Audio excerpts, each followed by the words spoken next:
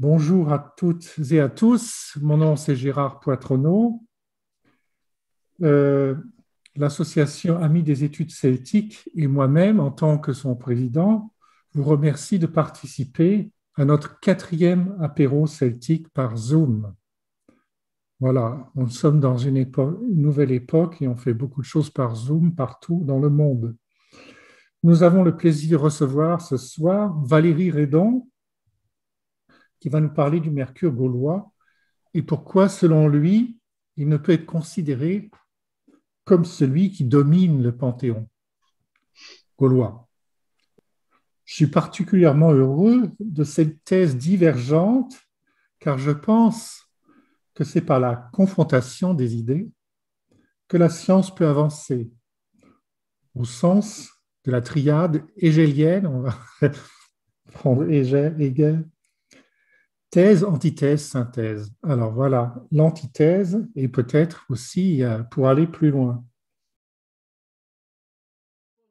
Bon, je vous dis bonsoir déjà à tous, mais on s'est déjà parlé plus tôt. Donc, je me propose de vous partager ce soir une réflexion qui est extraite d'un ouvrage en cours d'écriture et qui est consacré à un réexamen d'un texte qui figure parmi les témoignages les plus intéressants qui ont été légués par des auteurs antiques latins et grecs sur les réalités religieuses gauloises.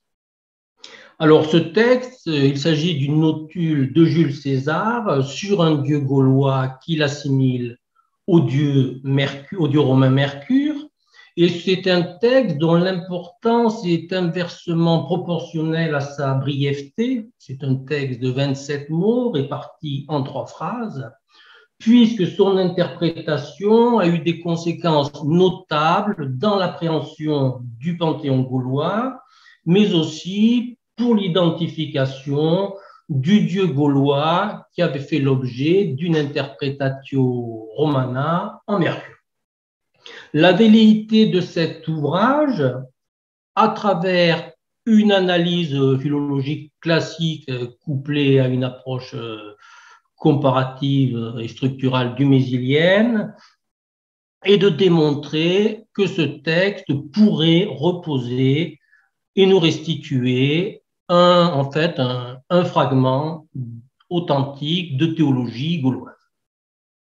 Alors pour ce soir, nous n'en aborderons qu'une seule phrase, ou presque, la première, et c'est celle-ci qui amène à se poser la question de savoir si justement Jules César entendait bien que le Mercure des Gaulois était le principal, était le dieu suprême de leur panthéon. Alors, pour commencer, nous allons dire quelques mots.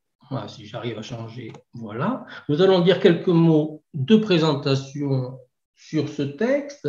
Alors, la notule est contenue au sein d'un excursus ethnographique sur les Gaulois qui occupe les paragraphes 11 à 20 du 6e livre, des commentaires sur la guerre gauloise qui a été rédigé par Jules César et qui retrace les campagnes militaires menées par ce proconsul entre 58 et 51 dans la zone qui correspond au futur Trois Gaules, mais qui également a dépassé par des expéditions sur l'île de Bretagne et dans le territoire rhénan. Alors, concernant la datation de cette œuvre, rappelons que les 7 premiers livres des commentaires de Jules César procèdent de rapports annuels envoyés par Jules César au Sénat romain, lesquels ont fait l'objet d'une unification au cours de l'hiver 52-51. L'exposé ethnographique se trouve, lui, inséré dans le compte-rendu des événements de l'année 53. Alors, dans cet excursus ethnographique sur les Gaulois, Jules César entend traiter des mores, c'est-à-dire des mœurs au sens des habitudes de vie, des usages, des coutumes des peuples gaulois, mais Il restitue également l'organisation sociale des différents peuples gaulois, mais aussi de leur religion, et il nous retrace un état des lieux de la Gaule au dernier feu de l'indépendance. Alors, l'exposé, la partie religieuse de cet exposé occupe une place notable, si ce n'est prépondérante, et en véritable sociologue des religions, Jules César s'intéresse aux principaux membres du ministère sacerdotal, les druides. Il donne le rôle qu'ils tenaient dans la société, mais il s'intéresse également aux croyances fondamentales qu'ils enseignaient, à savoir l'immortalité de l'âme ou encore la génération du peuple gaulois par un dieu chtonien.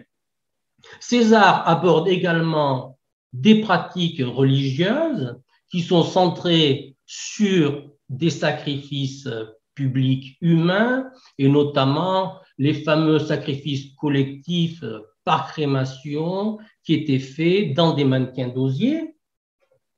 Et enfin, et c'est le point qui nous intéresse ce soir ici directement, César se fait comparatiste et en vient évoquer quelques grandes divinités du panthéon gaulois, 6 au total, sous des noms de dieux romains qu'il juge équivalents.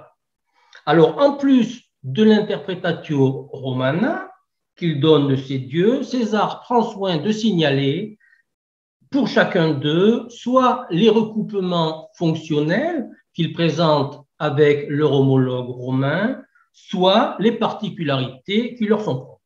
César débute par le portrait de Mercure, il conclut avec celui du Dispater et il présente les portraits singuliers de ces deux dieux et entre ces deux portraits, il nous parle de 4 autres divinités qui sont, elles, jugées totalement équivalentes avec leurs alter-ego romains, à savoir Apollon, Minerve, Jupiter et Mars.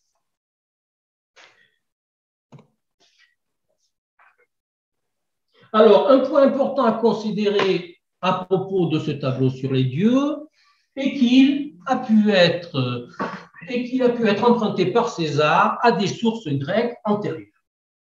César, en effet, comme il était d'usage chez les historiens grecs depuis Hérodote, qui incluait des parenthèses ethnographiques dans le récit historique, a eu recours à des traités et des périégèses préexistants pour construire son discours ethnographique sur les Gaulois et ne s'est donc pas limité à ses collectes personnelles de terrain. Alors, cela est déductible par divers indices. On en citera seulement 2 brièvement pour bien comprendre la chose. Tout d'abord, c'est ainsi qu'il a procédé pour composer d'autres cahiers géographico-ethnographiques qui ponctuent son œuvre. Il admet l'usage d'une pluralité de sources écrites, comme vous pouvez le voir dans les 2 extraits que je vous ai proposés ici. Et d'autre part, son recours au grand savant et philosophe stoïcien Poséidonios d'Apamée, qui était du début du 1er siècle et qui avait parlé des Gaulois, notamment dans 2 de ses œuvres, à savoir ses histoires, mais également dans un traité sur l'océan. Cet usage est acté pour 2 séquences, de cet excursus ethnographique, celle sur les druides et celle sur les sacrifices humains, du fait qu'on peut recouper ce qu'il dit avec des discours sur le même sujet que l'on trouve contenus chez Strabon et chez Diodore, qui sont, eux, 2 auteurs poséidoniaux dépendants. Alors, César a donc consulté pour construire cet excursus, notamment Poséidonios d'Apamée. Il a pu également se référer, utiliser d'autres sources antérieures, d'autres auteurs antérieurs qui avaient parlé des Gaulois. Je pense à Timée, mais également à Éphore ou à Ératosthène de Cyrène. Ce n'est pas à exclure qu'il les ait utilisés, soit directement, soit qu'il en ait été indirectement tributaire Poséidonios ayant pu faire son miel de ses prédécesseurs, ou bien le géographe Artémidore d'Éphèse, qui était contemporain de Poséidonios et que César avait également pu consulter. Alors, le fait qu'il ait utilisé d'autres sources précédentes amène à ne pas exclure que le catalogue des dieux gaulois proposé puisse être plus ancien et remonter donc à une interpretatio graeca que Jules César se serait, lui, contenté de traduire. Alors, que César ait emprunté son tableau religieux à des prédécesseurs, cela n'en demeure pas moins d'un très grand intérêt. D'abord parce que César, au moment où il a composé son tableau en 53, a déjà passé plusieurs années en Cisalpine et en Transalpine en tant que proconsul, qu'il a également, durant cette même période, fait de nombreuses incursions dans les territoires des futurs trois Gaules.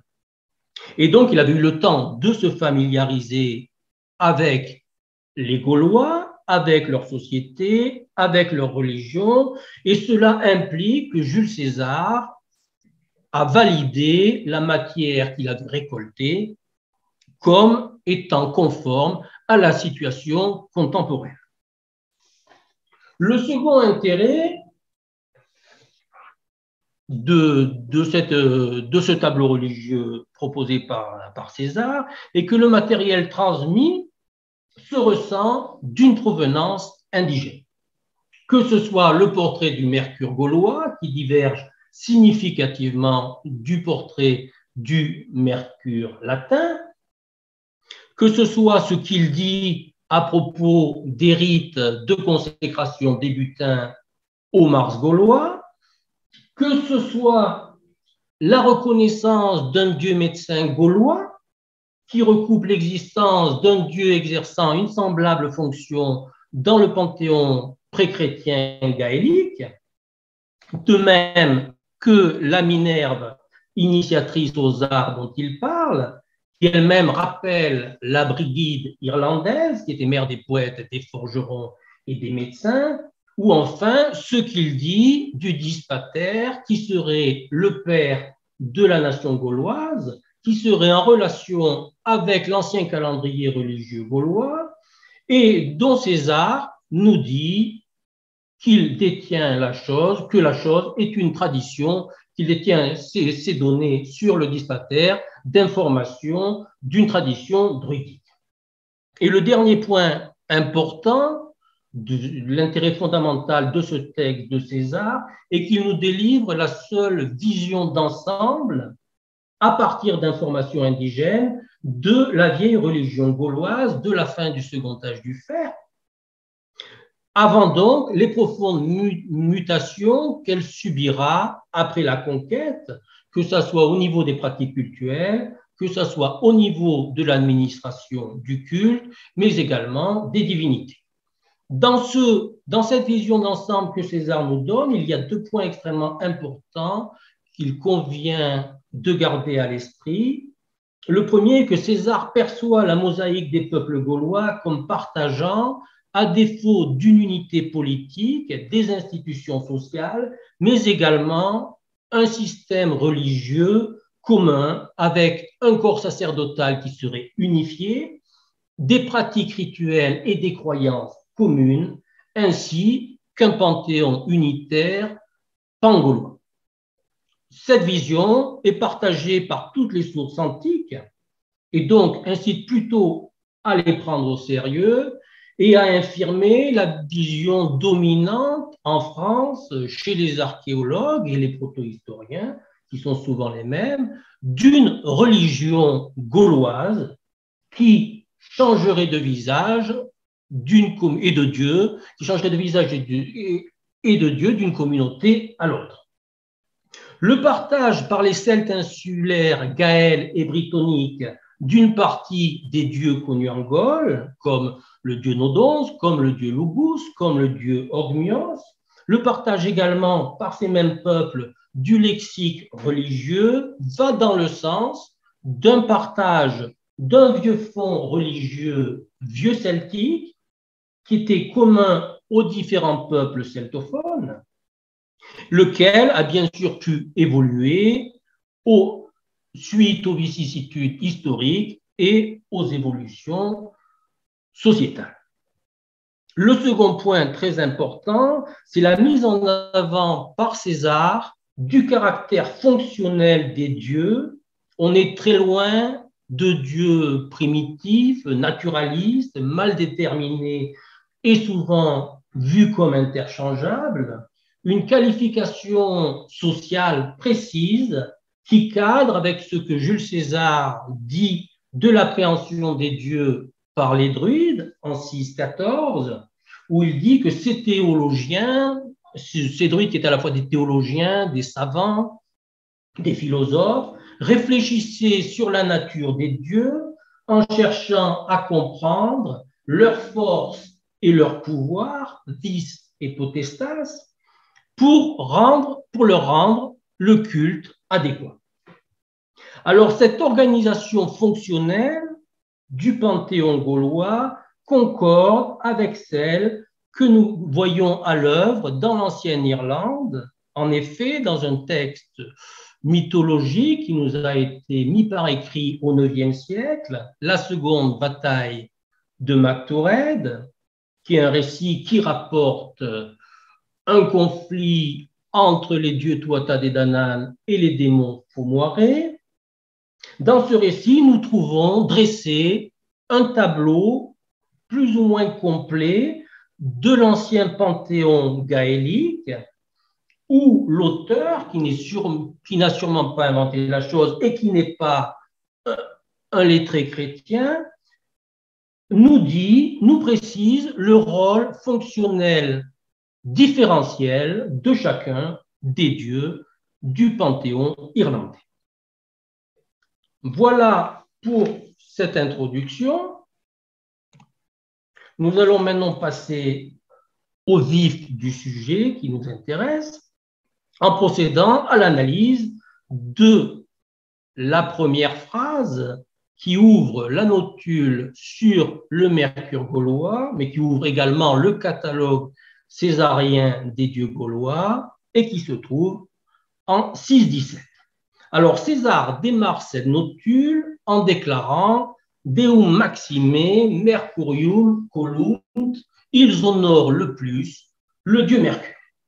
Alors selon César, il existait donc, au temps où il menait ses campagnes militaires en Gaule, un dieu de la religion indigène qui avait été rapproché du dieu latin Mercure, voire donc de l'Hermès grec, et dont le culte faisait l'objet d'une dévotion majeure. C'est là le principal enseignement que l'on puisse tirer de ce propos. Alors, peut-on extraire plus d'informations de ce passage? Il faut croire a priori que oui, puisqu'il existe une surinterprétation répandue du texte qui consiste à comprendre cette popularité cultuelle en termes de suprématie politique et à attribuer aux dieux la place la plus élevée au sein du panthéon gaulois. Alors, cette opinion s'est d'abord fait jour chez les humanistes d'Europe de l'Ouest durant les XVIe et XVIIe siècles. Les intellectuels modernes de France, de Flandre, des Pays-Bas et du Saint-Empire germanique reconnaissent dans le Mercure gaulois décrit par César la principale divinité de ce qui constitue à leurs yeux le panthéon pré-romain de l'Europe occidentale. Cette conception va conduire alors à instrumentaliser la figure de Mercure et à l'ériger en emblème des nations françaises et germaniques, mais également à en faire la personnification du pouvoir politique, de l'activité économique, mais aussi de l'actualité politique, puisque le nom de Mercure se voit associé au premier pas de la presse européenne moderne, en étant donné au titre de très nombreux journaux, dont un des plus fameux est le journal français du Mercure de France, qui était appelé auparavant le Mercure Galant. Alors, par la suite, une semblable appréciation concernant la position suprême du Mercurius Gallicus dans la religion des Gaulois a été exprimée par plusieurs générations d'acteurs de la recherche contemporaine en se fondant toujours sur la lecture du Bellum Gallicum. Et cette considération du Mercure gaulois comme le maître des dieux de la Gaule laténienne constitue un des consensus majeurs chez les chercheurs intéressés à la religion gauloise depuis la fin du XIXe siècle jusqu'à nos jours. Alors, on le voit, cette petite phrase a eu un impact considérable sur l'appréciation de la religion gauloise. Elle a conduit les indo-européanistes à constater une situation pour le moins singulière chez la branche celtique des peuples de langue indo-européenne, car en plaçant au sommet du Panthéon un dieu qui patronne les métiers et les marchands, dans sa version gauloise comme dans celle classique, les Gaulois s'étaient écartés du cadre panthéiste conventionnel indo-européen qui propose de mettre à son sommet un dieu souverain ouranien et très souvent un dieu du ciel atmosphérique et de l'orage, si ce n'est chez les peuples germaniques. Alors, une telle situation obligerait en outre à constater un bouleversement majeur intervenu dans la hiérarchie du panthéon gaulois après la conquête de la Gaule par Rome. Le Mercure gaulois aurait alors cédé sa place au Jupiter gallo-romain. C'est le message que nous diffusent les colonnes joviennes et les piliers dédiés à Jupiter, qui se dressent alors en nombre dans la Gaule centrale et la Gaule orientale, mais qu'on trouve également en Bretagne ou dans la vallée du Rhône, et qui attestent de la position dominante du Dieu sur la création, en le plaçant au sommet d'une colonne représentant l'Axis Mundi, et qui le place au sommet du Panthéon, puisque les autres dieux sont représentés sur les parois du piédestal, et notamment notre Mercure, qui s'y trouve rangé docilement et qui donc se serait vu supplanté et subordonné en matière de souveraineté.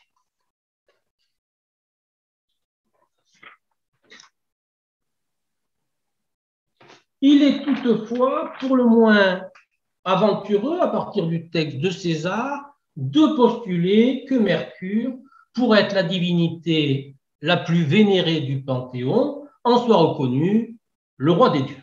C'est là déjà prendre certaines libertés avec le sens du texte, puisque l'adverbe de manière maximée, qui est le superlatif de Magnus, s'applique au verbe, et c'est bien maximé colunt, ils honorent le plus, qui est écrit, et non Mercurium maximum deorum, Mercure, le plus grand des dieux, comme on l'interprète habituellement.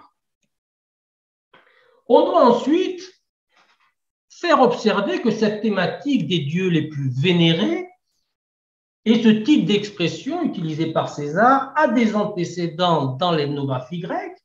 Hérodote y recourait déjà au 5e siècle avant Jésus-Christ dans ses enquêtes, et dans les 3 emplois que l'on peut recenser dans ses exposés ethnographiques, regardant respectivement aux Scythes, aux Thraces et aux Égyptiens, la mention par Hérodote de la vénération supérieure reçue par un dieu de la part d'une population n'a pas pour objectif d'exprimer sa suprématie politique à l'intérieur du Panthéon.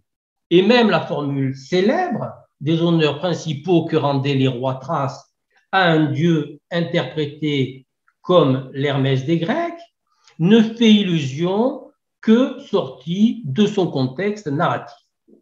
Hérodote, lorsqu'il veut spécifier la primauté d'un dieu dans son panthéon, ne se réfère pas aux manifestations cultuelles, mais applique à un dieu le vocabulaire de la grandeur avec mégistos, le superlatif de l'adjectif mégas, comme il le fait pour Isis en Égypte en 240. La formule de César, qui s'inscrit donc dans la droite ligne de la tradition ethnographique grecque, il convient de prendre en considération que son propos sur la ferveur d'un culte barbare partage la conception que s'en faisaient les ethnographes grecs et donc qu'elle ne constitue pas un marqueur d'une suprématie politique. Alors, par ailleurs, ce passage ne saurait être étudié indépendamment de ce qui est dit en suivant par César, et la teneur de ce discours ne va pas dans le sens d'une suprématie mercurienne.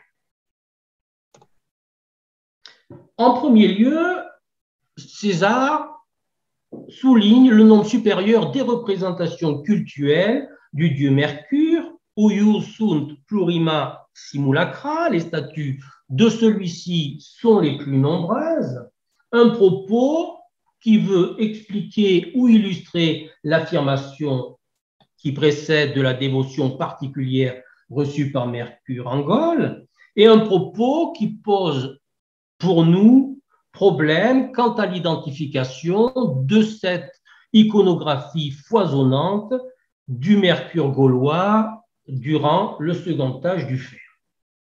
César énumère ensuite les fonctions principales du dieu Mercure, lesquelles ne mettent en avant explicitement aucune prééminence d'ordre politique sur les autres dieux. Il retient 3 expertises distinctes.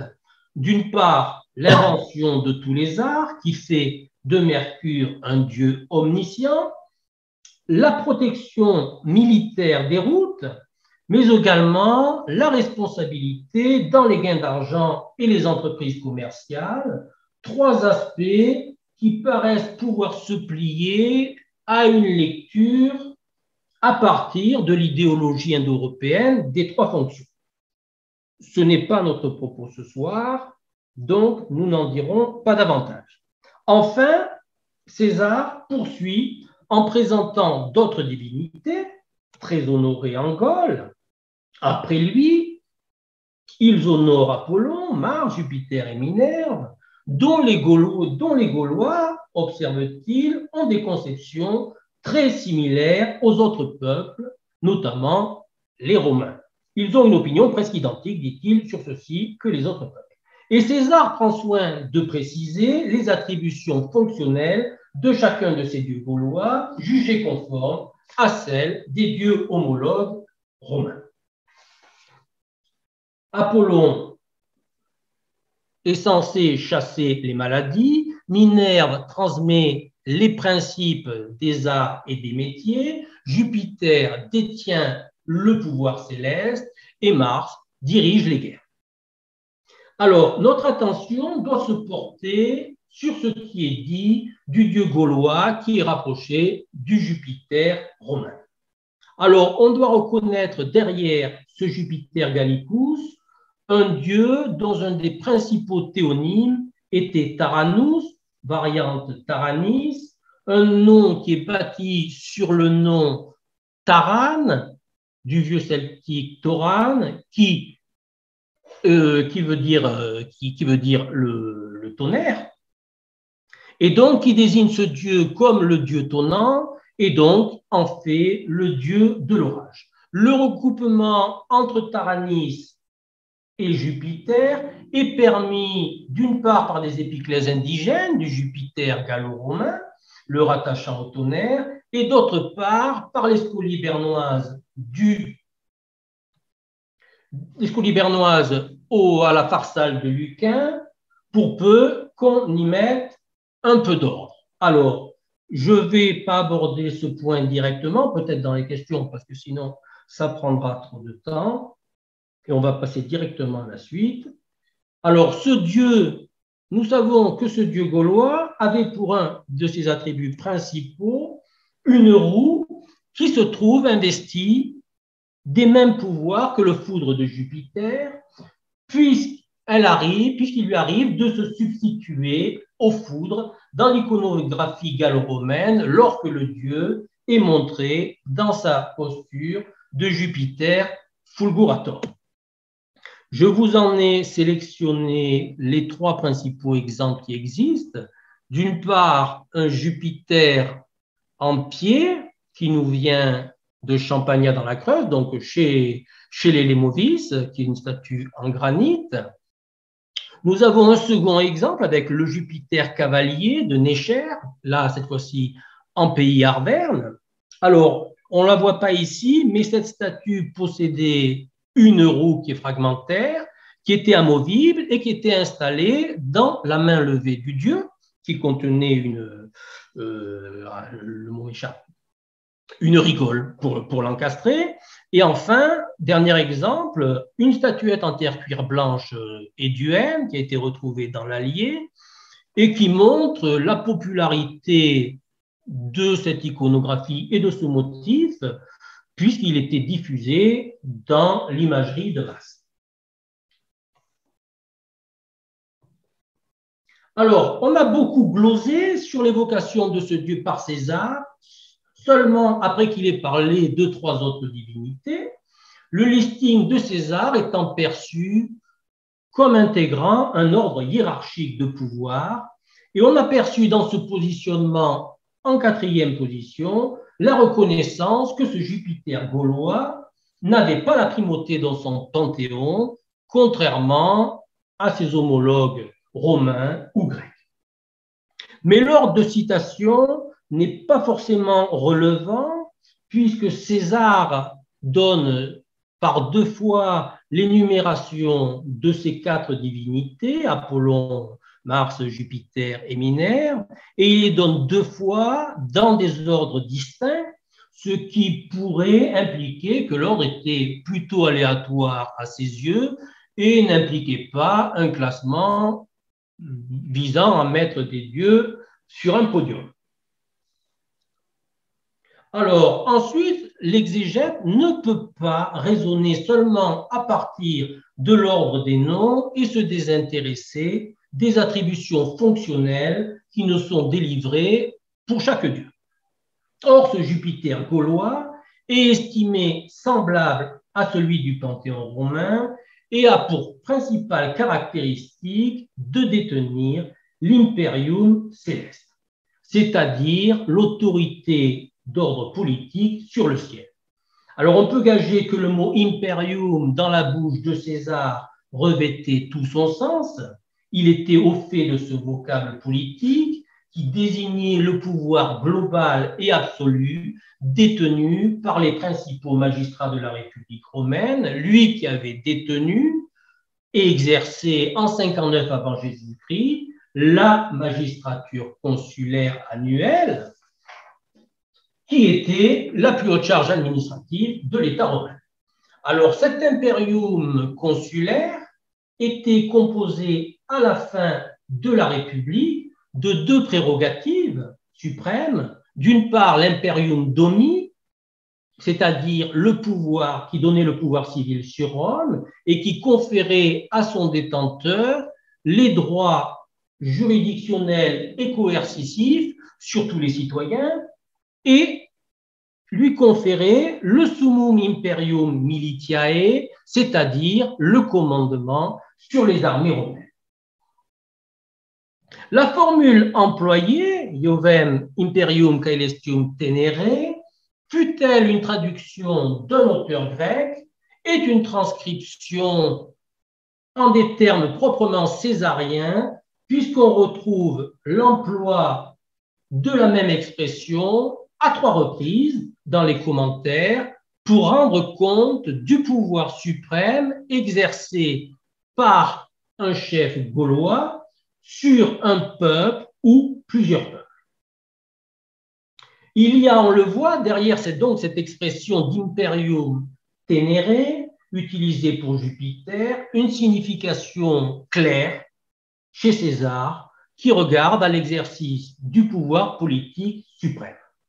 Alors, est-il pensable que le gouvernement de Jupiter était circonscrit à la seule juridiction des phénomènes atmosphériques, cette dernière éventualité semble à rejeter, car derrière l'appréhension du Jupiter gaulois en semblance du Jupiter romain par César, il y a la conception du Jupiter tardo-républicain.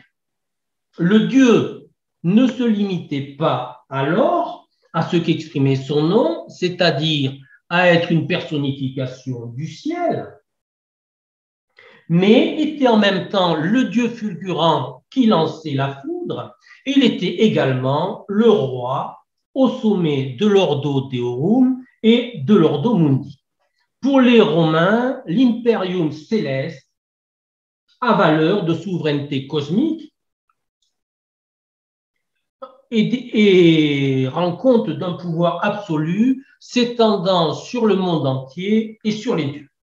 Alors cela ressort clairement exprimé chez les lettrés latins de l'époque tardo-républicaine et du début du Haut-Empire, dont vous pouvez lire un florilège ici, et nous aborderons seulement un de ces témoignages qui est assez symptomatique, qui est celui du polygraphe Varron, qui était contemporain de César, et qui, dans un de ses traités, lorsqu'il définissait la place des divinités, reconnaissait que celle de Jupiter se trouvait dans le ciel éthéré, comme celle de Bacchus était dans le vin ou celle de Mars était dans la guerre. Mais il retenait également, dans un second extrait de ce traité, que ce même Dieu était une figure de roi universel, en disant de lui « Rex omnium Jupiter, roi de toutes choses ».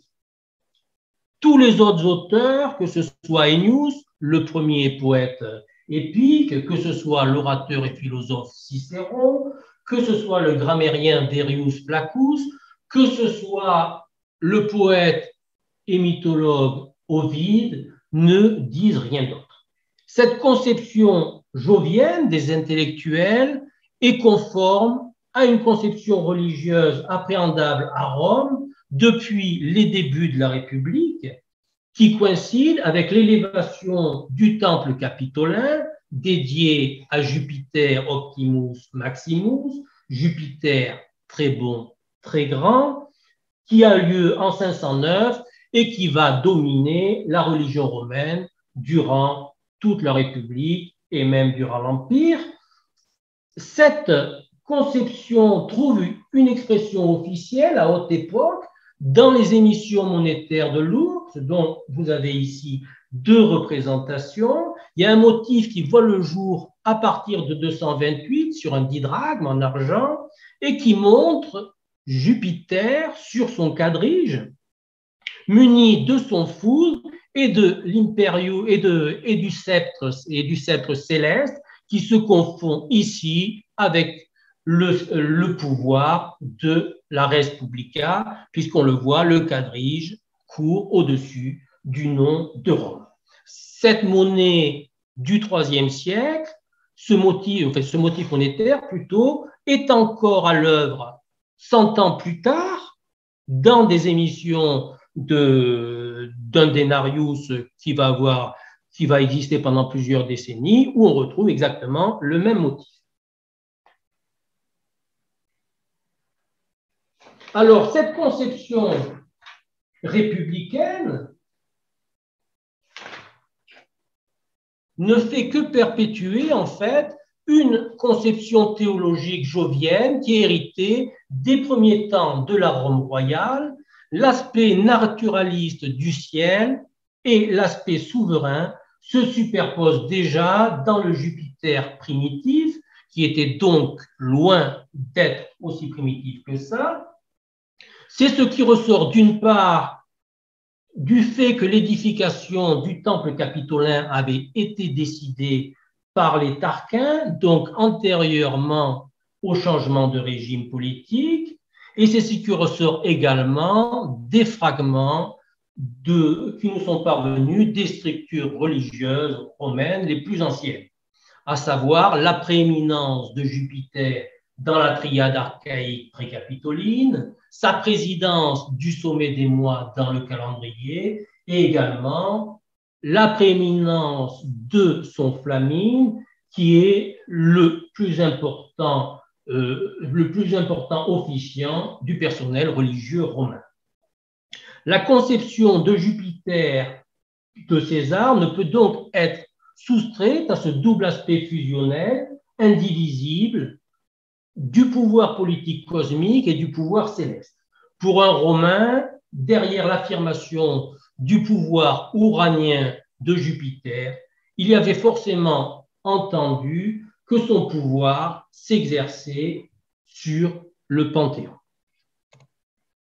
Ce propos césarien, reconnaissant le partage par les Gaulois d'une même conception de Jupiter que les Romains, pourrait donc impliquer que chez eux aussi, leur dieu de l'orage, en détenant l'Imperium Caelestium, faisait plus que présider aux éléments atmosphériques, mais qu'il détenait le pouvoir cosmique suprême et qu'il régnait sur les dieux et l'univers tout entier, et que Mercure, pour être le dieu le plus honoré en Gaule, ne détenait pas le pouvoir suprême.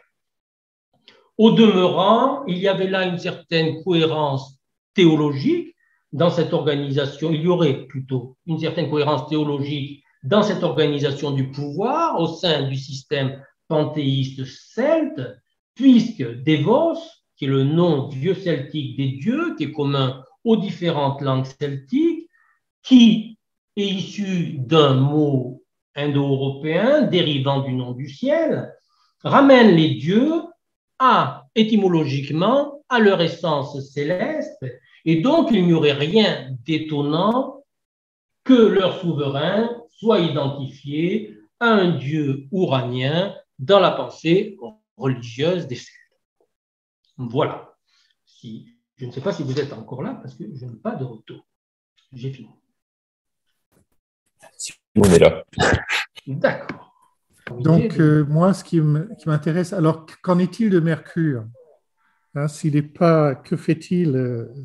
Est-ce qu'on peut en dire plus? Qu'est-ce qu'on peut en dire plus? Sûrement, c'est une divinité extrêmement importante, il n'y a pas de doute là-dessus. C'est une divinité trivalente, donc trivalente au sens indo-européen, trifonctionnelle, qui donc avait possiblement une nature souveraine lui également, hein, sans être le maître du Panthéon. Voilà ce qu'on peut en dire, simplement.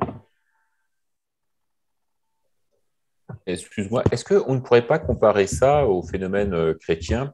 Par exemple, pour les musulmans, les chrétiens ne sont pas des monothéistes, mais ils sont des polythéistes parce qu'il y a trois divinités en une seule, un peu comme s'il y avait une sorte de panthéon, où effectivement, des fois Dieu, des fois c'est le Christ, des fois c'est le Saint-Esprit qui varie dans les importances, sachant que la représentation principale, c'est le Jésus-Christ qui est représenté principalement, alors qu'on dit qu'il y a la divinité supérieure et toujours ce Dieu Père absent. Pourtant, dans le monde gaulois, le cavalier à longuipède, on est un Jupiter qui est bien représenté pourtant.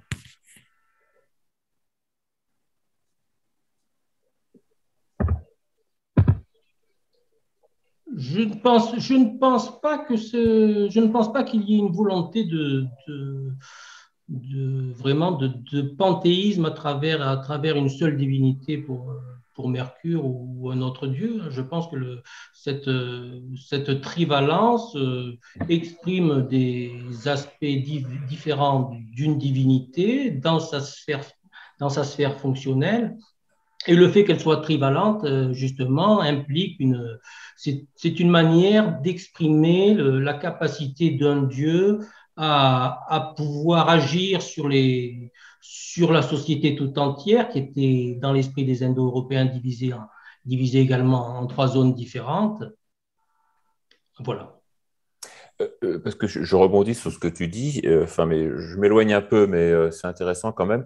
Récemment, je donnais un cours de religion et je travaillais sur le nom de Dieu. Et donc, on dit souvent un peu partout en Europe, on parle du bon Dieu. Et le bon Dieu ou Dieu le Père, c'est un héritage, enfin pour le monde chrétien, c'est un héritage direct des Indo-Européens. Étonnamment, comment dire, chez les chrétiens contemporains, en tout cas chez les catholiques, on ne parle pas d'Yahvé, d'Abba, on ne prend pas les mots sémites. On parle vraiment, on prend les mots indo-européens pour décrire cette divinité supérieure. Donc, paradoxalement, la structure indo-européenne est restée de façon un peu surprenante à travers la langue, le langage courant, en fin de compte. Nous, à Marseille, nous avons la bonne mère, Bonadea, et les Celtes avaient aussi le bon Dieu, le Dagodavos, le Dagda, qui est vraiment un thème très ancien, oui. Est-ce que tu peux Il y nous a pas dire mal de quelque remarques chose sur le chat qui sont intéressantes. Excusez-moi, mais c'est juste que je vois qu'il y a pas mal de remarques sur le chat qui sont intéressantes. Il faudrait peut-être rebondir dessus. Oui, donc, est-ce qu'on peut... Je ne les ai pas vus, moi, je n'ai pas pu lire. Je vois que Axel se demande si on peut faire un rapprochement entre le Mercure et Loug.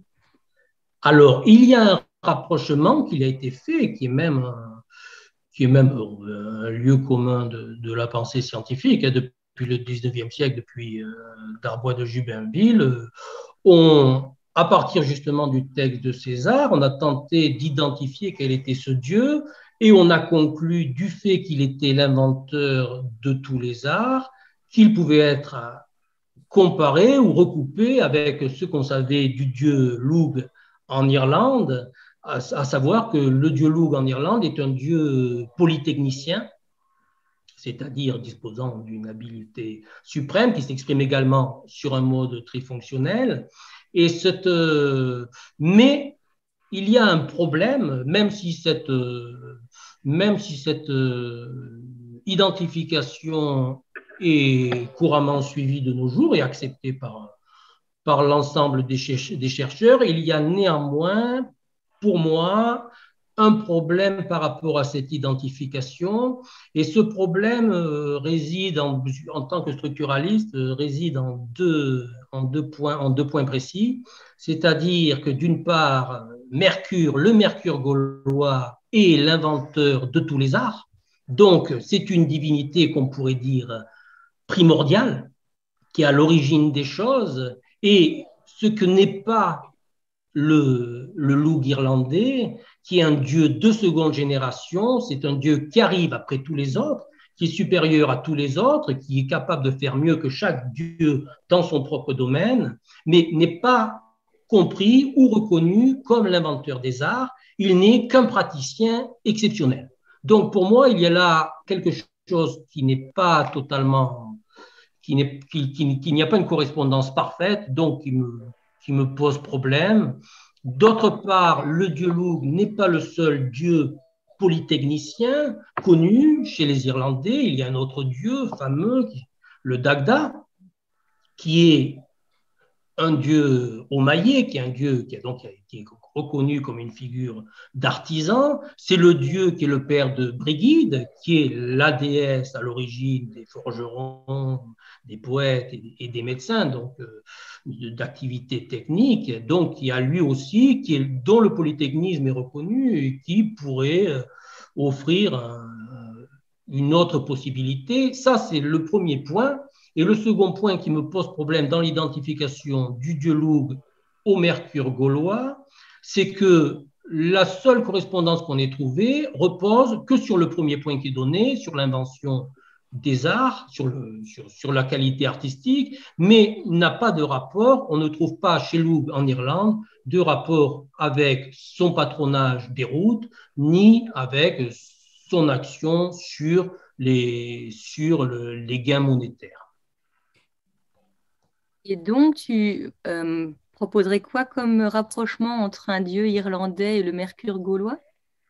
Si je devais faire un rapprochement et le proposer, moi, je proposerais le Dagda.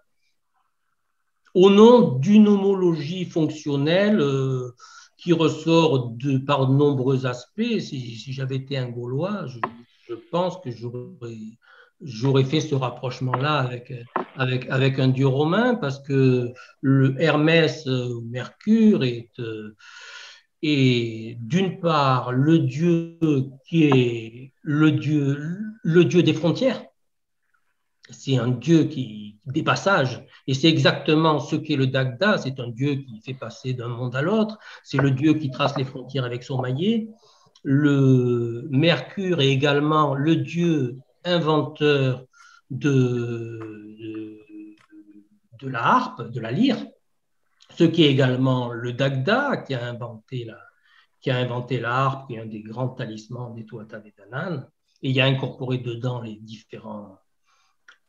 différentes musiques. Et le Dagda possède un attribut, le maillet, qui est un attribut bipolaire, deux générations de fécondation, qui d'un côté peut donner la vie, peut donner la mort, peut générer la fortune ou la pauvreté, et c'est exactement l'attribut de l'Hermès et du Mercure classique, et c'est-à-dire il possède un caducée, et le caducée a le pouvoir d'endormir et de réveiller les vivants, et c'est un attribut qui a une propriété fécondante particulière.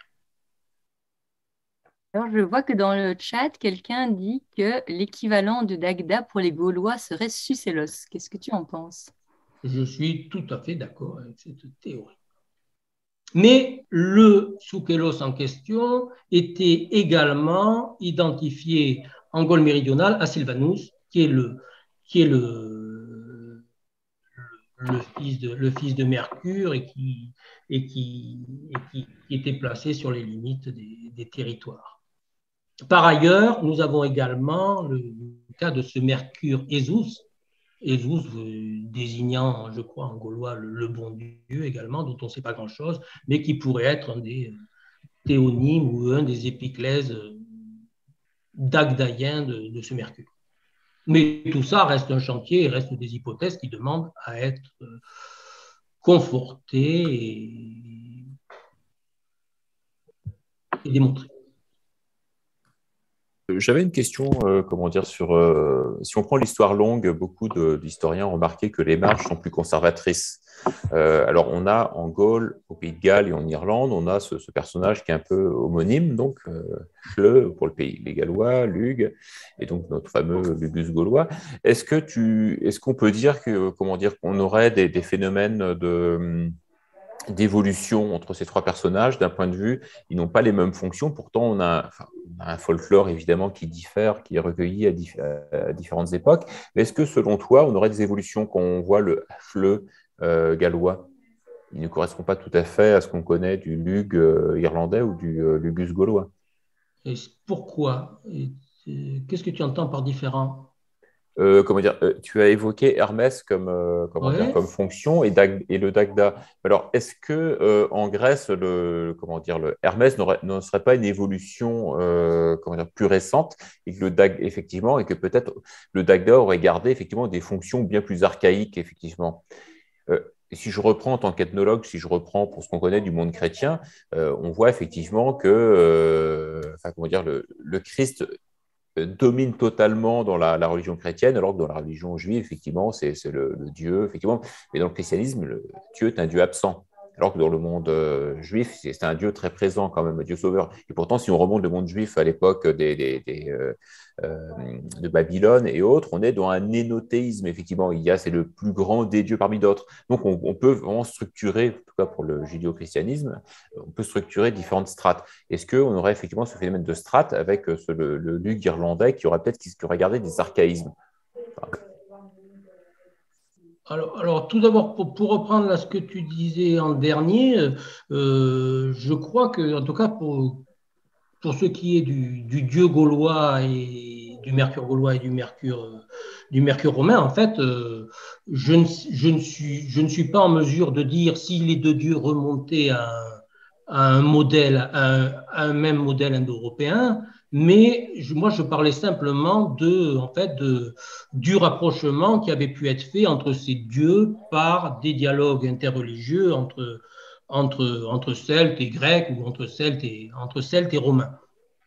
Donc ça c'est la première chose. Ensuite, concernant Lugh, justement, ce qui est de mon point de vue, je ne vois pas en fait l'évolution dont tu parles et ce qui est extrêmement intéressant justement dans le loup irlandais et dans le gallois, c'est que les deux dieux ont une même définition, ont de mêmes attributs et en plus disposent d'une même mythologie. Et cette même mythologie qui s'exprime à la fois dans des thèmes, des cycles extrêmement frappants comme la jeunesse du dieu ou l'acquisition de son arme dans sa jeunesse qui entraîne une mort temporaire du dieu, est exactement la même. Et donc, les deux, ce sont les mêmes mythologies qui s'insèrent dans des cycles qui sont totalement différents, avec des divinités qui portent des noms différents, et ne sont pas une acquisition tardive ou un apport culturel d'un pays à l'autre, des Irlandais aux Gallois ou inversement.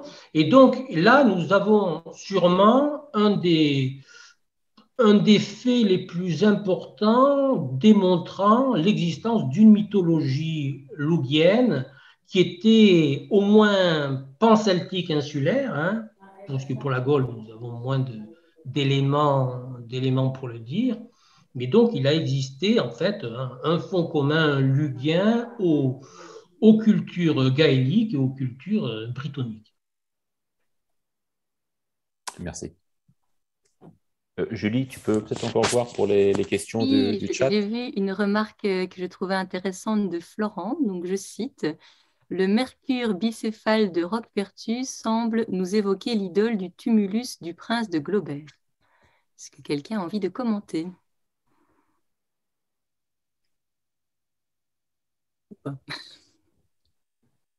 Alors, écoute, moi, en tout cas, je dirais simplement que peut-être que c'est la proximité dans le temps de ces deux œuvres qui pourraient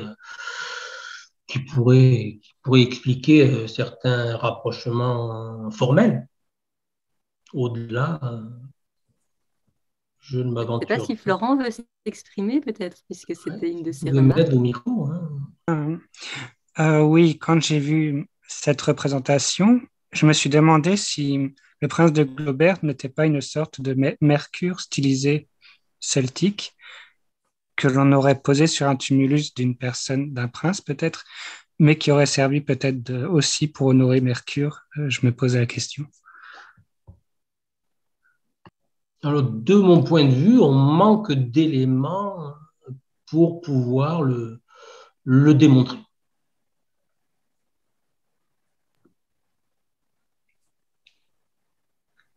Et après, il y a peut-être d'autres personnes qui ont des avis sur la question hein, plus poussés que le mien. Et après, il faut bien aussi se dire que en fait, l'identification de l'Hermès bicéphale à Hermès reste un postulat moderne. Hein,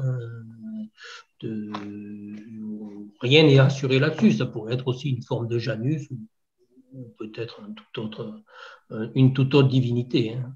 C'est une appellation, on va dire, conventionnelle. Merci. Je vois dans le chat, il y a une question. Mercure favorisait la richesse. Peut-être est-ce la raison pour laquelle il était vénéré des nobles et des rois, mais aussi des voyageurs commerçants de marchandises. Qu'en penses-tu? C'est sûr que ces différents pouvoirs font qu'il était vénéré qu'il était extrêmement populaire en fait, hein, parce que toutes ces caractéristiques font qu'il intéresse tout le monde, les gens de métier, les gens qui veulent s'enrichir, les gens qui parcourent, les voyageurs qui parcourent les routes. Moi, j'ai pensé que le Mercure était d'autant plus populaire qu'il était après cette dévastation de la Gaule et disons, la démilitarisation de la Gaule, qu'il restait le commerce l'idée de la richesse comme, en quelque sorte, comme succès d'année de grandeur pour un peuple vaincu. Un peu comme les Allemands après 1945 qui ont eu comme la puissance économique et le football. C'est possible, en tout cas, oui, il y a une permanence de la popularité de ce Dieu qui peut se lire à travers le nombre considérable de statues et d'inscriptions qu'il a reçues à l'époque impériale en Gaule. Hein. On a aussi beaucoup alors les dieux des cités, c'est un phénomène à part, mais il y en a beaucoup de Mars gaulois qui sont le dieu de la cité gauloise, mais il y a aussi une Mercure, et là on passe du Mars au Mercure en quelque sorte.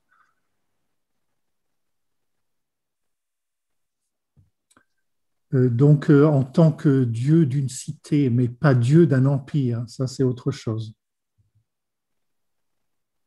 Nous avions une question de Florent encore. Est-il aisé de transposer les personnages, les dieux irlandais, au panthéon gaulois? Peut-être pour Gérard ou pour Valérie. Aisé, non, mais il y a des possibilités en fait. Le problème principal qui se pose, c'est en fait que les dieux n'ont pas toujours le même nom, à l'exception de quelques-uns qu'on retrouve, que j'ai mentionné plus tôt, Nuada qui est Nodons, Lugh qui est Lugus, tous les autres dieux portent d'autres noms, c'est-à-dire qu'il y avait une plurithéonymie qui existait à la fois en Gaule et sûrement en Irlande, c'est-à-dire que les dieux pouvaient avoir différents noms ou surnoms évoquant certaines fonctionnalités. Et à partir du moment où notre base de connaissances est extrêmement fragmentaire, il est extrêmement difficile de pouvoir faire des recoupements. Alors, sur les noms, ce n'est pas toujours possible, mais il y a d'autres possibilités, et celle-ci, c'est plutôt ce qu'on appellerait du comparatisme d'homologie fonctionnelle, c'est-à-dire que des dieux peuvent avoir des fonctions équivalentes. En ce sens, nous disposons d'un dieu qui est caractérisé comme un forgeron, Govanon chez les Gallois et Goibniu chez les Irlandais. Nous savons qu'il y avait un dieu très important en Gaule également, un dieu forgeron qui était connu. Nous savons qu'il y avait un dieu médecin en Gaule qui est également connu en Irlande, qui est Dianker. Et donc, par rapport à ça, on peut faire des recoupements. On est également en mesure de faire des recoupements entre le Dagda et Soukelous, qui portent des noms différents, mais qui disposent des mêmes attributs. À savoir, le Dagda est doté d'un chaudron d'abondance et d'un maillet qui possède des propriétés de fécondation, et Soukelous, de son côté, lui aussi, est montré avec un vase, une hola, qui est interchangeable de temps en temps avec une bourse, mais il dispose également d'un maillet, et ce maillet, lui aussi, peut être interchangeable avec une bourse, et donc avait une propriété de fécondation reconnue. Et à partir du moment où on a un dieu irlandais et gaulois qui ne possèdent pas les mêmes noms, mais qui possèdent des attributs identiques, on peut se permettre de faire un rapprochement. Ce qui serait idéal également serait de connaître, de disposer de plus de textes mythologiques, à la fois gaulois, irlandais, gallois, pour faire des recoupements encore plus probants.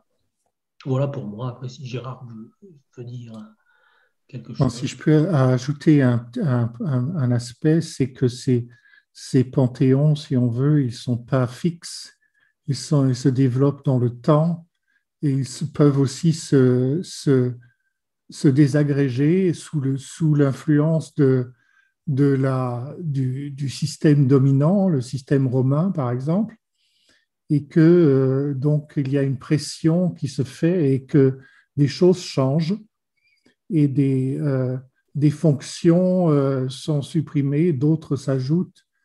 Enfin, à mon avis, c'est pas la même chose quand on parle du panthéon gaulois tel qu'il a pu apparaître à César et le panthéon gaulois tel qu'il est 200 ans après, qu'il a pu être dans. Bon, c'est bien sûr que c'est qu'une spéculation. Si je peux rajouter, mais là je suis ethnologue, hein, je change de temps, je m'intéresse beaucoup aux religions contemporaines et j'ai travaillé beaucoup sur l'Ocronan. Et donc l'Ocronan, selon Donatien Laurent, et je poursuis son étude, au moins 5000 ans d'histoire. Hein. Et chaque tromédie qui a lieu tous les 6 ans, qui suit le calendrier celtique, donc on a des petites huttes, on fait une procession autour de la montagne. Tout à fait banal. Et là, moi, je vais étudier, je vais interroger les gens, et là, je tombe sur une statue de Notre-Dame de Lourdes, une statue en plâtre. Et donc, je me dis, tiens, cette statue n'existe pas il y a encore 40 ans. Et je me dis, pourquoi vous la mettez, cette statue? Puis les gens me disent, mais il y a des gens qui sont contents, plein de gens viennent rendre une dévotion à cette statue en plâtre, elle a fait des miracles. Et donc, j'étais vraiment surpris de cette efficacité, sachant que cette dévotion n'appartenait pas à la région, c'était une statue en plâtre qui n'était pas fantastique, et pourtant des gens semblaient répondre présents à cette dévotion. Donc là, ça rejoint effectivement la grande mobilité des dévotions et même des croyances en fin de compte. Et on retombe souvent dans le côté un peu l'efficacité attendue. Si je vais plus loin, d'ailleurs, toujours en tant qu'ethnologue, Georges Provost, un historien de Rennes 2, a beaucoup travaillé sur le phénomène des miracles dans les pardons bretons. Et donc, on a Sainte-Anne-d'Auray, un culte à Sainte-Anne-d'Auray, et au XVIIe siècle, c'est la folie où on voit des miracles, mais à n'en plus finir. Et tout d'un coup, tout disparaît. Et donc, Georges Provost se demandait comment ça se fait qu'à une époque où les prêtres citent des miracles et ça attire des milliers de personnes, le pèlerinage continue, mais il n'y a plus de miracles. Et ça semble incompréhensible pour un historien qui se veut rationnel. On a des témoignages 100 ans plus tôt, et après, on n'a plus de témoignages. Et donc, on est un peu dans ce côté très malléable de la religiosité, la croyance, les phénomènes des miracles. Ça nous échappe, effectivement, et ça peut expliquer, effectivement, des courbes de gosses, peut-être de croyances, de fréquentation et autres. Enfin, c'est pas simple, en fin de compte. Il n'y a pas vraiment de continuité évidente. Hein.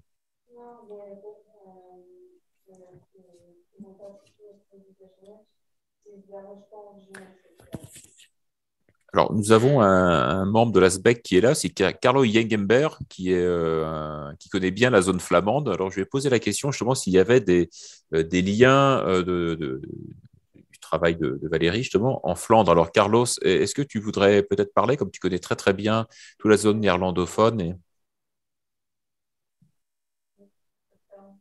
Non, non, je connais rien des exemples en Flandre. Mais ce qui m'intéresse, c'est les boiteux. Hein. Donc, ça, c'est un peu mon sujet. Les Dardas, ce Carlos, ils étaient tout boiteux. Hein. Mais c'est une autre histoire. Hein. Donc, mais non, pas des exemples de Flandre. Excusez-moi. Alors, la boiterie, Valérie. Non, pour Lugus, en tout cas, il court. Oui, ben, la boiterie est un élément important chez les Celtes. Hein.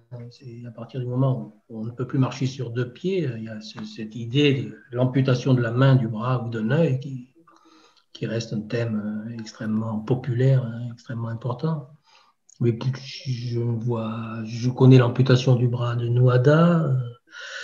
Et pour l'amputation d'un pied, alors bien sûr, je ne vois que, encore ce n'est même pas un boiteux, mais je verrai la résurgence lointaine dans le roi pêcheur, qui avait été blessé dans une partie basse de sa personne et qui, depuis, en est resté amoindri. Alors, donc, mythologie des boiteux et le pied fabuleux. Oui, parce qu'en Belgique, étant à Bruxelles, il y a beaucoup de folklore. Le folklore est toujours très valorisé à l'inverse de la France. Et par exemple, tous les carnavals, la danse du Gilles, on pense à Binche, mais il y a plein de Gilles, effectivement, ils font le pas boiteux. Effectivement, c'est une danse ternaire. Alors bon, le folklore, il n'a pas de mythologie propre, hein, mais on peut supposer que beaucoup de gens croient que ce folklore est très ancien, effectivement. Mais là, malheureusement, ça ne rejoint pas nos préoccupations plutôt mythologiques ou historiques, où on n'a pas de lien évident Comparé à ta danse, on pourrait peut-être faire le lien alors entre la danse de la grue de Thésée en Grèce, qui était aussi une sorte de boitillement, je pense. Oui, un folklore spécifique, donc. Non, je vois que dans le chat, quelqu'un voulait peut-être aborder d'autres divinités. Donc, je vois citer Kernounos ou Toutatis. Je ne sais pas si quelqu'un veut peut-être en parler. Ben là, Il y a beaucoup à dire. Bon, je vois Cernunnos, mais un peu, ça me fait un peu peur parce que ça peut aller très loin. Donc, je crois que c'est mieux de garder ça pour une autre fois.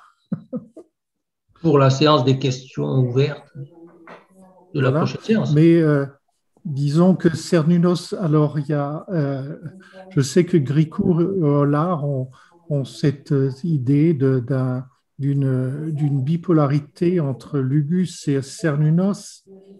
Et donc, c'est que je ne partage pas cette idée, mais je la trouve quand même très intéressante et fascinante. Et qu'on a un Dieu qui est plutôt celui de l'hiver, qui serait Cernunnos, et qui serait celui du sombre, et puis un Dieu du clair qui serait Lugus. Pourquoi pas? Moi, je pense que Cernunnos est plutôt un dieu où, à une certaine époque, il a été considéré comme un dieu, disons, qui englobe une polarité qu'on voit très bien d'ailleurs sur le relief de Reims, où on voit un Cernunnos assis en gloire, même presque jupitérien, avec de part et d'autre deux jeunes dieux qui sont d'une part Mercure et d'autre part Apollon, mais dont la taille est le fait qu'ils sont debout alors que le Cernunnos est assis montre bien, à mon avis, qu'ils dépendent de lui et qu'ils sont dans une sorte de subordination, si on peut dire ça. Voilà. Personnellement, je vais dans le sens de Gricourt et d'Hollard. C'est vrai que moi, je vois pour la Bretagne, en tout cas, des phénomènes d'emboîtement, effectivement, d'emboîtement de calendaire, effectivement. Et c'est vrai que ce serait assez simple à retenir, à mémoriser. En tout cas, j'ai étudié un rituel à Landelot où on a effectivement un saint qui chevauche un cerf, et ce saint est assez unique en Europe pour chevaucher un cerf. Effectivement, on est dans des dates calendaires aussi, un peu comme si on gardait ce calendrier. Et c'est vrai que, comme tu le dis, on a tendance à voir un peu les choses figées, alors que peut-être, effectivement, les choses peuvent être dynamiques en 500 ans. Peut-être le Panthéon peut beaucoup évoluer. C'est un peu toute notre difficulté aujourd'hui à plonger dans ce millefeuille historique, en fin de compte. Et je pense on a, par exemple, quand on voit Glauber, on a une petite idée de choses religieuses. Peut-être avant, on a avec Vix et d'autres endroits. Et après, on a César, après, on a plein de motifs de petites statues, etc., ou de grandes statues gallo-romaines, mais avec des traits gaulois. Bon, il y a quand même 700 ans entre ces différents extrêmes, et il peut se passer beaucoup de choses, à mon avis. Et donc, on a peut-être certaines réformes religieuses qui sont passées par là, des influences. Bon, c'est mon point de vue. Hein, bon, que les druides, au départ, on les voit pas à Glauberg, on ne voit pas de traces de druidique. Hein, et dans les princes celtiques du Hallstatt, ce sont des rois des rois et des reines qui semblent prêtres, alors que cette fonction leur est retirée, ce qui ne veut pas dire qu'auparavant, c'était pas le cas. Hein. On a comme on dit, on a un millefeuille et puis il peut y avoir des évolutions qui vont dans un sens, puis après d'autres qui vont dans... Alors, peut-être que les druides ont perdu un peu de leur pouvoir quand les princes alstatiens sont devenus riches grâce à leur commerce qu'ils ont fait avec les puissances méditerranéennes. Et puis après, avec l'effondrement de cette puissance, les druides sont repassés, sont redevenus plus importants et pour la société celtique continentale, jusqu'à ce que l'influence justement de Rome et de la richesse romaine dilue un peu leur pouvoir, et on a ce Diviciacos qui est que César promène avec lui pendant sa campagne, qui semble plutôt un diplomate, mais un diplomate un peu, je dirais presque véreux, hein, il a pas vraiment de profil religieux, ni même, disons, bon, peut-être, oui, il est un collaborateur, voilà, pour dire les choses comme. Bon, mais ça, là, on s'éloigne beaucoup du sujet, pardon. On touche au problème aussi du culte, hein. Actuellement, à Marimont, dans le musée de Marimont, il y a une exposition sur les Mitraomes. Et alors là, c'est l'ethnologue qui parle encore. Et donc, on voit les Mitraomes. Donc, ce sont des lieux de culte pour Mitra, effectivement, qui sont réservés aux hommes. Et tout d'un coup, je discutais avec le guide. Il me dit, on a beaucoup de francs-maçons qui viennent voir les Mitraomes. Et donc, les francs-maçons se sentaient plus ou moins dans une sorte de filiation. Et je me dis, tiens, c'est marrant. Et là, je rejoins l'histoire longue, hein, que nous évoquons à travers Lug, etc. Je me dis, on voit que les Grecs et les Romains ont encore des sibylles, des prophétesses. Et donc, on est un peu dans cet aspect chamanique. Donc, le dieu peut parler à travers le prophète ou la prophétesse, enfin la sibylle, effectivement. Mais dans les Mitraomes, il n'y a pas ça. On est dans un groupe masculin, effectivement. Et donc, on voit qu'il y a comme un polymorphisme, effectivement, de culte. Et quand on revient à nos divinités, effectivement, on est dans des divinités qui encadrent, qui peuvent évoluer. Et on sait très peu de choses, en fin de compte, sur le culte, effectivement. Et les formes cultuelles peuvent varier. Ont-ils, effectivement, des profils de type chamanique qui se font investir par le dieu, comme les Grecs pouvaient l'avoir, on ne sait pas trop. Est-ce que c'est des collèges masculins ou féminins? Est-ce que c'est plutôt vraiment intellectuel? Comme tu dis, Diviakos est druide, mais à la fois il est plus diplomate, il sert la cause, plus que religieux. Il y a énormément de questions dont on n'a pas la réponse, malheureusement. Je vois dans le chat qu'il y a une question pour toi, Joël. Je vais lire, hein, mais la personne aura pu prendre la parole. Alors, peut-être on peut lui donner la parole, puisqu'effectivement, c'est assez long. Sulgwen, si vous voulez intervenir.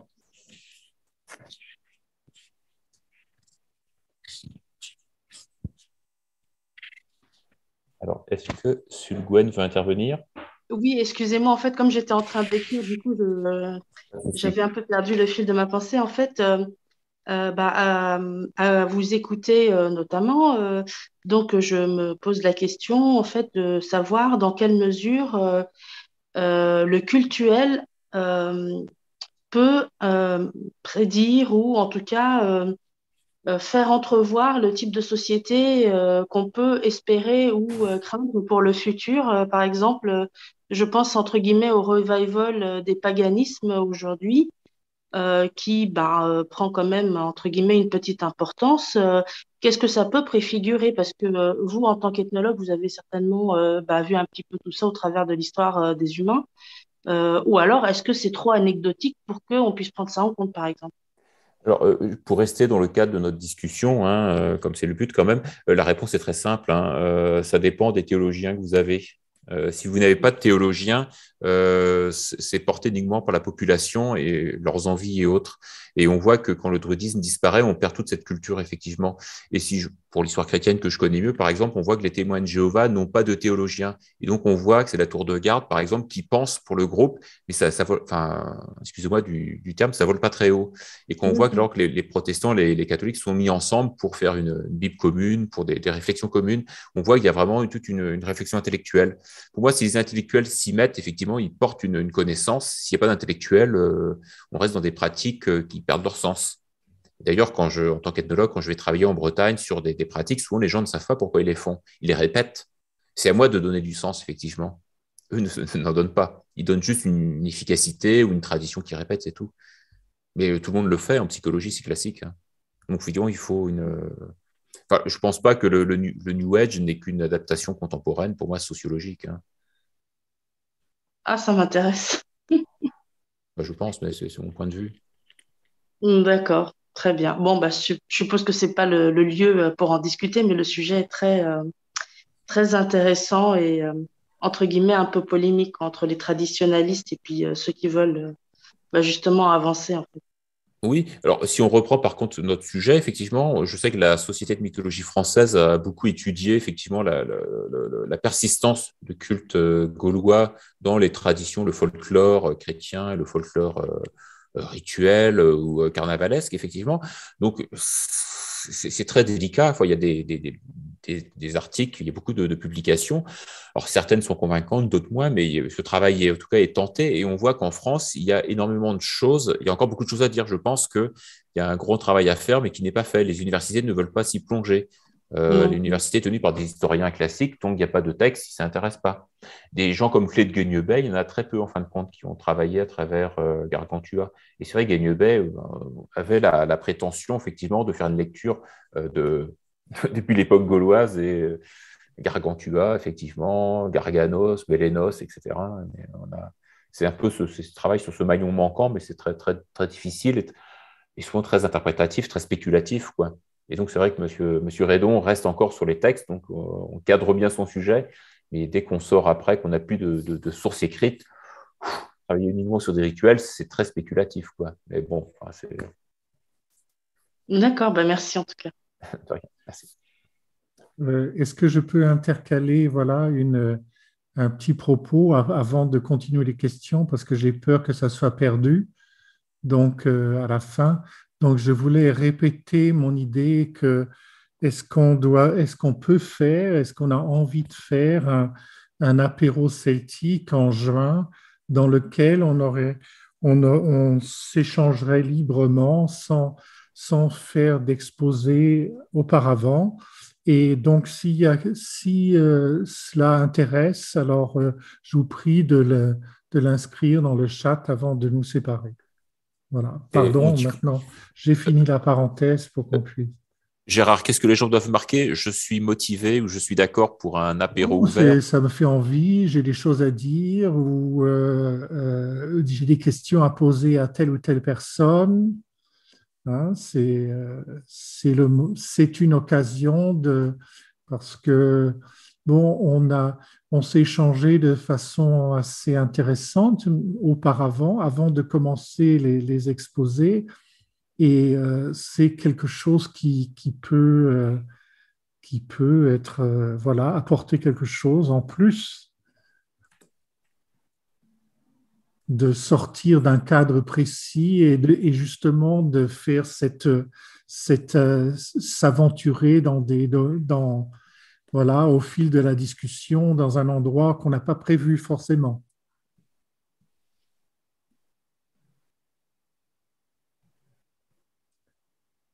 Très bien. Valérie, est-ce que tu voudrais peut-être dire le mot de la fin, de la conclusion, après ces aperçus, après ces détours? Le bout de la conclusion, ce serait peut-être finalement une ouverture, parce que l'exposé avait finalement pour but de discuter un lieu commun. Voilà, un lieu commun sur le Mercure gaulois, et donc voilà, c'est en fait une porte ouverte, hein, c'est à des discussions, il y a une remise en cause finalement de connaissances qu'on croit acquises et qui peut-être ne le sont pas tellement, et qui pourraient permettre de replacer la religion gauloise dans un cadre, connu et commun à différents peuples de langue européenne. Alors moi, j'ai appris quelque chose, hein, et je te remercie beaucoup. Et je pense que beaucoup ont appris on a lu trop rapidement ce passage de César, on l'a interprété un peu à la suite d'une tradition. Et en fait, oui, on revient au réel. On a l'impression de revenir au réel après ton exposé. Et merci beaucoup. Est-ce que je peux rappeler que j'ai prévu le 4 juin, une visite du site de Bibracte, et pour le moment, je n'ai que 8 inscrits, alors que j'ai réservé pour 15 personnes. Donc, les personnes qui sont intéressées par la visite du site de Bibracte, c'est-à-dire visite du musée, du site et du repas gaulois entre les deux, veuillent bien se manifester, si possible, avant la fin du mois. Merci. Voilà. Donc, est-ce que quelqu'un voudrait prendre la parole? Si ce n'est pas le cas, donc on va se séparer pour ce soir. Merci beaucoup d'avoir été parmi nous et puis merci à Valérie Redon. Merci à tous ceux qui se sont engagés dans la discussion et aux autres qui ont écouté et à la prochaine fois.